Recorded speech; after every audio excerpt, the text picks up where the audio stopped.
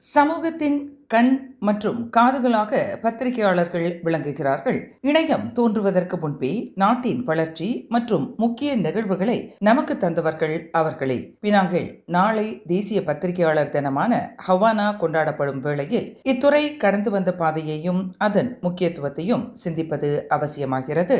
முன்பெல்லாம் செய்தி அறைகள் பரபரப்பாக இருக்கும். பேனா, குறிப்பேடு, லேண்ட்லைன் போன்களை மட்டுமே நம்பி துல்லியமான மற்றும் ஆழமான செய்திகளை வழங்க பல கட்ட சரிபார்ப்புகளுக்கு பிறகே செய்திகள் வெளியாகும். ஆனால் இன்றைய டிஜிட்டல் மற்றும் சமூக ஊடக உலகில் செய்திகள் உடனுக்குடன் பகிரப்படுகின்றன. இன்றைய பத்திரிகையாளர்கள் தொழில்நுட்பத்தோடு மிக வேகமாக செயல்பட வேண்டியுள்ளது. அதே நேரத்தில் ஸ்மார்ட் போன் வழியாக பரவும் போலி செய்திகளையும் வதந்திகளையும் பிரித்தெடுத்து உண்மையை மக்களுக்கு கொண்டு சேர்க்கும் சவாலையும் அவர்கள் எதிர்கொள்கிறார்கள். தொழில்நுட்பம் மாறினாலும் உண்மையை சொல்லி மக்களுக்கு விழிப்புணர்வு ஏற்படுத்துவதே பத்திரிகையியலின் மாறாத நோக்கமாகும். ஊடகத்துறையின் அடித்தளத்தை அமைத்துக் கொடுத்த மூத்த பத்திரிகையாளர்களுக்கும் இன்று வரை நமக்காக தொடர்ந்து உழைக்கும் தற்போதைய செய்தியாளர்களுக்கும் இந்த வார இறுதியில் நமது நன்றியையும் மரியாதையையும் தெரிவித்துக் கொள்கிறோம். உங்கள் பணிக்கு நன்றி. மேலும் செய்திகளை தெரிந்து கொள்ள கீழே இருக்கும் பெல் பட்டனை அழுத்துங்கள்.